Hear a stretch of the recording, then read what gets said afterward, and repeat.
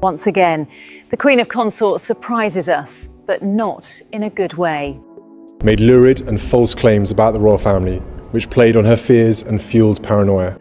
The request reached Prince William behind closed doors, carried by a trembling aide, and marked with the urgency of a royal emergency. Camilla was not asking for sympathy, she was pleading for protection. But before the future king could answer, a sealed collection of records preserved by Princess Anne was placed before him. William read the first page, closed the folder, and delivered a rejection so final that the room fell completely silent. Before we go deeper into what this really means for the royal family, make sure to subscribe so you don't miss a single update. William entered the study, expecting a procedural exchange. Instead, Anne's cover note changed his expression. The sealed records, documents closed to ordinary access until an authorized review, contained correspondence, meeting summaries, and instructions tied to decisions that should never have been shaped by personal pressure. He moved his chair back, read the note again, and understood the test before him. This was no disagreement between relatives. It was a choice between family peace and the authority he might one day inherit. Camilla waited nearby, gripping the arm of her chair as the silence stretched. Her written plea had asked the prince to classify the papers as a private family matter, block the king's senior advisors from examining them, and delay action until Charles could intervene. The queen consort knew why that mattered. Once entered into the protected royal archive, the secure record preserving documents affecting the monarchy, the material could no longer be removed or dismissed. When an aide returned without the folder, she saw the answer in his empty hands. William had kept it. Her appeal had failed. Anne's documented account left no room for excuses. She had preserved a pattern of instructions linked to appointments, access, and royal decisions that were supposed to remain beyond private influence. The Princess Royal had written a warning to her nephew. A day would come when he must choose between defending the crown and shielding his father's wife. Now that day had arrived. William picked up his pen and signed a directive ordering the records to be preserved, independently reviewed, and withheld from anyone named inside, including Camilla herself. The directive was an official written command, binding palace staff to follow the decision instead of personal requests. He set the pen down. An aide asked whether she should be informed face-to-face. The future king looked toward the closed door and answered, "She already knows." Yet William's rejection could not be understood through one desperate plea alone, because behind that closed door stood three royals carrying three very different versions of loyalty, and each of them had something devastating to lose. To the outside world, William, Camilla, and Anne stood beneath the same crown. Inside the palace, however, they had arrived at this crisis through entirely different paths. One had spent years preparing to inherit responsibility. One had fought decades for acceptance. And one had guarded the monarchy without asking for affection or applause. Now those three paths had collided, turning an official file into something painfully personal. William stood alone before a portrait of Queen Elizabeth II, feeling the full weight of the choice he had just made. The prince had been raised to understand succession, the legal order deciding who inherits the throne, not as a reward, but as a burden built on trust. His rejection of Camilla's plea protected that trust. Yet it also threatened to wound Charles in a way no official decision could easily repair. He knew his father might see the refusal not as duty, but as an attack on the woman he loved. That knowledge brought sadness, but it did not weaken him. It hardened his resolve because the future king understood that inherited authority would mean nothing if personal loyalty could silence uncomfortable truth. Camilla sat with her advisor and struggled to remove a bracelet from her shaking wrist. She had endured public anger, cruel headlines, and years of being treated as an outsider, but the sealed records frightened her differently. The queen consort feared they could reduce decades of service to one final accusation, that every smile, duty, and sacrifice had concealed a hunger for control. She admitted in that private conversation that criticism from strangers no longer frightened her. What terrified her was the thought of Charles reading Anne's papers and beginning to question the trust at the center of their marriage. Her advisor offered reassurance, but she barely heard it. For Camilla, the greatest danger was no longer public rejection. It was losing the king's belief in her. Anne had never viewed herself as an accuser. The Princess Royal had spent years preserving records because she believed informal pressure was entering ceremonial authority, household appointments, and access to protected royal property. Ceremonial authority meant the power to shape official duties, appearances, and traditions connected to the crown. She had watched private influence creep into decisions that should have remained protected, and she documented each step without knowing whether the papers would ever be opened. Anne received the news by telephone. She listened without interruption, closed her eyes, and asked whether William had read her cover note before signing. When told that he had, she replied quietly, then he understood the cost.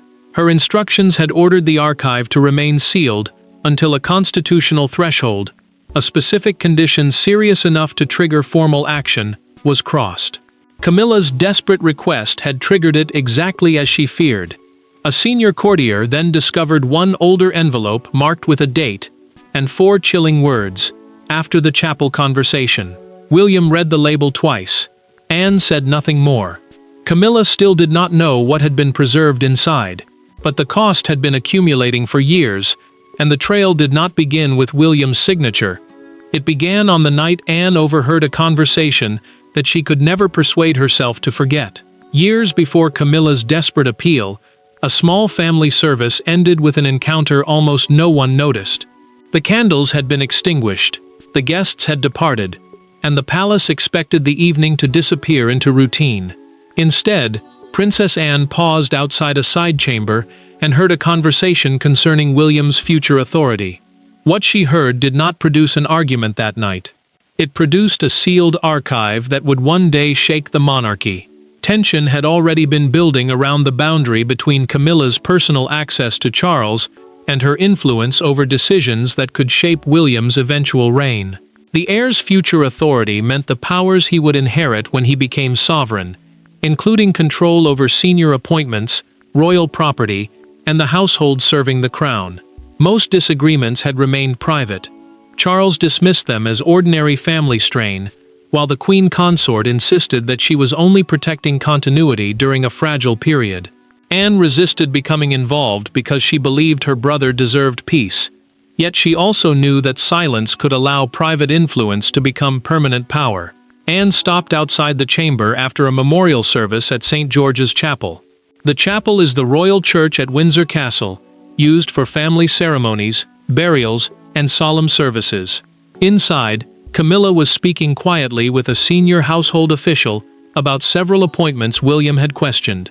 They must be completed before he has the authority to reverse them, she said. Then came the sentence that changed everything. The window will not remain open forever. Anne entered before either person could leave. She asked what window Camilla meant. The queen consort turned sharply, then claimed they were discussing continuity and avoiding disruption when Charles's reign eventually ended. But the Princess Royal heard fear beneath the explanation. She understood that the words had never been intended for her ears, and Camilla understood from Anne's silence that the answer had not convinced her. Anne sat alone later that evening with a blank sheet of paper before her. Writing the date felt like betraying Charles, because a documented account could threaten his marriage and expose divisions within the family. Refusing to write felt worse. It would mean abandoning William's future authority to protect temporary peace. She recorded every word, signed the account, and asked the official to countersign it in a private documented statement. The pattern grew from there. Anne preserved meeting notes and copied instructions showing that decisions were repeatedly accelerated whenever William challenged them. Some directions were presented as personal requests from the king, even when Charles had never issued them directly. She folded her original account, pressed the crease with both hands, and locked it inside a dispatch box, a secure case used to protect sensitive royal papers. She kept the key close, knowing none of them could now pretend the conversation had never happened. Years later, William opened that sealed chapel envelope and discovered the same official had requested a private audience to confirm everything face to face. Years later, That carefully preserved testimony would leave Camilla with nowhere to hide behind procedure, forcing her into the face-to-face encounter she had begged the palace to prevent. Camilla entered William's room without an entourage, without prepared remarks, and without the composure that had carried her through decades of hostility. The sealed records were already on the table between them. She did not deny that the documents existed. She did not challenge Anne's handwriting. Instead, she asked William to understand what their release would do to Charles, and then made one demand that changed the atmosphere instantly. The records had to be destroyed. William had agreed to one private conversation before the formal review began. The review was an official examination of the documents to decide what had happened, who had acted, and whether royal rules had been crossed. No aides sat inside, though 2 officials remained beyond the door to record when the meeting began and ended. Camilla believed the prince could still suspend his directive. She spoke about Charles's health, his emotional strain, and the humiliation of seeing private decisions from their marriage examined by palace officers. The queen consort insisted she was trying to protect the king, not herself. Camilla's fear quickly became anger. She told William that Anne had always judged her through the past and had transformed misunderstandings into evidence. The future king listened without interruption, but his jaw tightened when she accused his aunt of acting through resentment. He answered that the problem was not the Princess Royal's opinion. It was Camilla's attempt to conceal the records before he had even read them. Her plea, he said, proved she already knew the archive contained enough to threaten trust. Camilla admitted she had urged officials to complete certain appointments quickly, but she claimed the purpose was stability during Charles's reign. She denied trying to weaken William's future authority.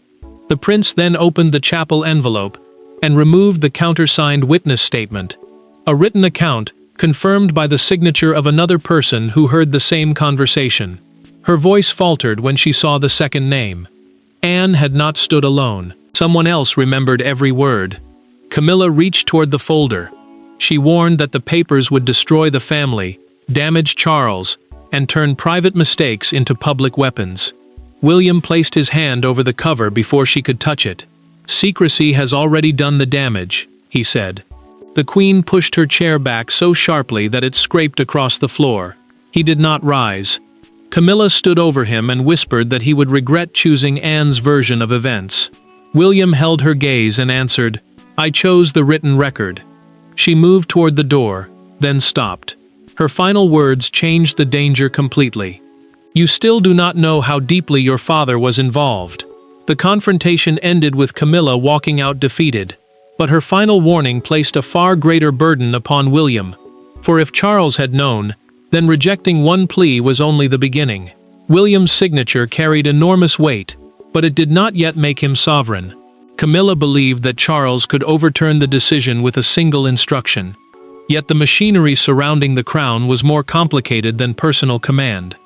Anne had designed her archive carefully, placing copies beyond the reach of one household, and tying their preservation to rules even the king could not casually dismiss without creating a deeper scandal. Anne had deposited matching sealed copies with 3 separate custodians: William's constitutional advisor, the keeper of a protected royal archive, and an independent legal officer responsible for succession-related documents. A custodian was simply a trusted person legally charged with protecting sensitive records and preventing their removal. Her arrangement meant Charles, Camilla, and even the future king could not erase the collection alone. If anyone attempted to retrieve one copy, the other custodians would immediately be asked to confirm that their versions remained untouched. The Princess Royal had not created an accusation that could disappear. She had created a safeguard designed to survive pressure. Charles received the briefing and ordered everyone except his constitutional advisor to leave. The advisor was a specialist who guided the monarch on the limits of royal authority and the rules protecting the institution. The king read Camilla's plea first, then William's rejection. His face hardened, but he did not summon his son. He rested one hand over the papers and remained silent, trapped between the wife he had defended for years and the heir whose credibility would define the monarchy's future. Charles knew what interference would mean. Defending Camilla could make him appear willing to obstruct a legitimate review, weakening William before he ever inherited the throne. Refusing to defend her could fracture the marriage he had fought much of his life to protect. The advisor explained that Anne's records concerned future sovereign authority, the powers belonging to the person who would next wear the crown. Because the prince was directly affected, he had the standing, or recognized right, to preserve those records even before becoming king. Charles then opened a letter addressed personally to him. Anne wrote that she had not sealed the archive to ambush her brother. She had done it to spare him from being forced, in a moment of panic, to choose his wife over the crown. The words cut deeper because the Princess Royal understood exactly what that choice would cost him. Charles asked whether Camilla had truly demanded that the papers be destroyed. The advisor gave no spoken answer. He slid the documented account of the confrontation across the desk. The monarch read the relevant line and closed his eyes. Charles lifted a pen to write an instruction. For several seconds, it hovered above the page. Then he slowly returned it to the desk without making a mark. The untouched paper became his decision. He would not interfere. Charles had chosen restraint without speaking the words aloud. Yet elsewhere in the palace, Camilla was still waiting for him to defend her, and the discovery that he would not became the first true punishment. The fallout did not begin with a public announcement. It began with missing names, cancelled meetings, and doors that no longer opened automatically. Within hours of Charles's decision not to intervene, Camilla discovered that the influence she had relied upon was being suspended piece by piece. No accusation had yet been issued, but the palace had already begun treating her not as a protected participant, but as someone whose actions required examination. Camilla received the first blow when her private secretary entered carrying a revised schedule. 3 meetings had disappeared, and her name had been removed from a planning session she had expected to lead. William's directive temporarily excluded the Queen Consort from senior household appointments, succession planning, protected royal property, and ceremonial decisions extending beyond the king's reign. Succession planning meant preparing the roles, staff, and authority that would pass to the next sovereign. The restrictions were formally called safeguards, not punishment, but everyone inside the household understood the truth. Such limits were never imposed without grave concern. Camilla looked down at the empty spaces and asked whether Charles had approved the changes. Her secretary paused. The silence lasted only seconds, but it told her everything before the answer came. The king did not oppose them. Her face lost its color.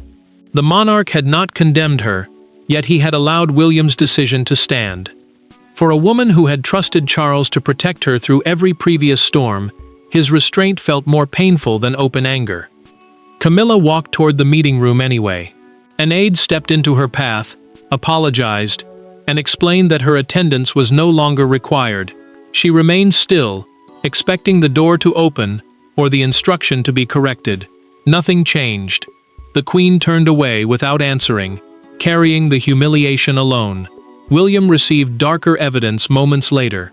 The witness from the chapel conversation confirmed Anne's handwritten record through a formal documented statement and produced a preserved draft of the appointment list Camilla wanted completed before the prince could intervene. Another document revealed that several requests attributed to Charles had been changed after leaving his office. The altered versions repeatedly expanded her access while reducing the heir's ability to review the decisions. William ordered an immediate comparison between the king's original instructions and the copies circulated through the royal household. The household was the network of advisors and staff who manage official duties and decisions for the monarch. The review exposed a pattern too precise to dismiss as confusion. Names had been added. Deadlines had been shortened. William's objections had been quietly pushed aside. Anne watched the evidence grow and refused to let procedure speak for her. The Princess Royal requested a private meeting with Camilla. No lawyers, no officials, no courtiers. She wanted one honest conversation before the records defined them both forever. The palace had delivered its verdict through silence and closed doors, but Anne was not satisfied with procedural consequences. She wanted Camilla to hear, without witnesses or excuses, why the records had been preserved. When Anne entered the small sitting room, Camilla was already waiting. There were no secretaries, no legal advisors, and no red boxes to hide behind. For the first time since the records surfaced, the two women faced one another without the machinery of monarchy separating them. Camilla expected accusation. Anne offered something far more painful: a calm explanation of every opportunity she had been given to stop before the sealed archive became necessary. Anne sat opposite her and made one fact clear: she had never collected the material to force Camilla from royal life or humiliate her before the family. The Princess Royal began documenting events only after private warnings were ignored, and the chapel conversation exposed a deliberate attempt to shape William's future authority. The sealed archive was a protected collection of records created so evidence could survive pressure, denial, or sudden removal. It mattered because without those papers, every disagreement could have been dismissed as jealousy between two women. With them, the pattern could no longer be denied. Camilla answered with years of buried anger. She said she had spent too long being treated as temporary, tolerated, and morally suspect. The Queen believed that loyal staff and lasting influence were the only protections against being discarded when Charles's reign ended. She had watched public acceptance arrive slowly and feared it could vanish in a single day. Anne listened, then told her the truth without cruelty. Pain could explain a decision without making that decision honorable. Camilla's anger weakened. She admitted that every move she made toward security created more suspicion. Yet surrendering control eventually felt impossible. By then, stepping back would look like an admission that William and Anne had been right all along. The monarch's wife lowered her voice and confessed that fear had turned caution into secrecy, and secrecy into a habit she could no longer defend. Anne then revealed through her preserved written notes that she had once prepared to destroy the earliest records. Charles had privately assured his sister that no further interference would occur, and for several days she believed the matter was finished. The princess changed her mind when the same conduct resumed within weeks. Appointments were rushed again. Instructions shifted again. William was pushed aside again. Camilla asked whether Anne had always intended the prince to see everything. She answered that she had hoped he never would. The archive had been built as a safeguard against this exact crisis, not as a weapon waiting to be used. Camilla removed a folded copy of her original plea from her handbag and tore it once through the center. She agreed to surrender her correspondence, accept the restrictions, and make no public attempt to blame Anne. The princess offered no comfort, but she remained seated until the Queen's breathing steadied. Anne later told William, in a private documented briefing, that Camilla had chosen cooperation. It did not erase the conduct, but it ended the struggle over concealment. Their private meeting did not restore trust, yet it ended the battle over concealment, and when the first details reached the public, the world saw not a palace victory, but a monarchy forced to expose its own wound. By sunrise, the private struggle had escaped the palace. Broadcasters interrupted scheduled programs, newspaper presses rolled with late changes, and crowds gathered outside royal gates, searching for meaning in every movement. The story was no longer simply that William had refused Camilla.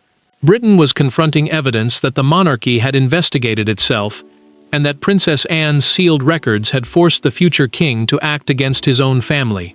William watched the first television bulletin in silence as the palace released its carefully worded statement. It confirmed that he had authorized the preservation and review of historic household records after an attempt was made to restrict them. Household records were official papers documenting how royal staff, appointments, property, and duties were managed. The statement avoided describing Camilla's conduct, but it confirmed temporary limits on her involvement in decisions affecting the future reign. That mattered because the restrictions were no longer palace whispers. They had become public proof that trust inside the monarchy had broken. William's expression tightened when the presenter called the decision a rupture between heir and queen. The prince switched off the screen. He had acted to protect constitutional authority, the rules separating personal wishes from the powers of the crown. But the country was now watching a family wound unfold as spectacle. His decision had strengthened the institution while exposing the people inside it. Charles read the same statement at breakfast with Camilla seated across from him. Neither spoke until the Queen quietly said, "You could have stopped it." The king placed the paper down and answered that blocking the review would have destroyed William's authority before his reign had even begun.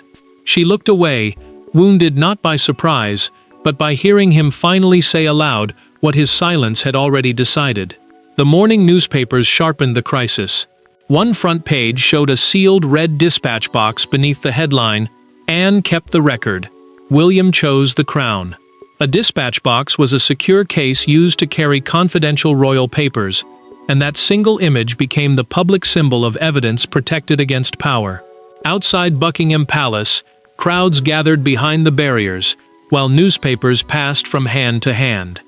An elderly woman held the front page toward a live broadcaster and declared, "A family can forgive privately, but a crown must answer publicly." Moments later, Anne's car passed the gates. The crowd fell briefly silent. The Princess Royal did not wave.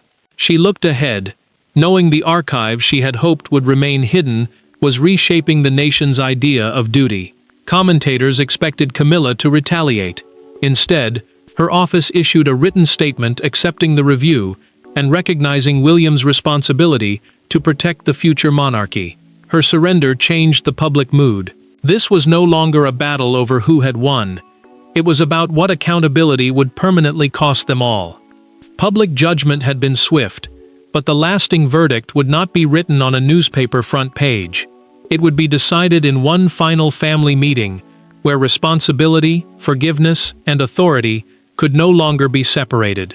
The final meeting contained no dramatic expulsion, no shouted accusation, and no triumphant winner.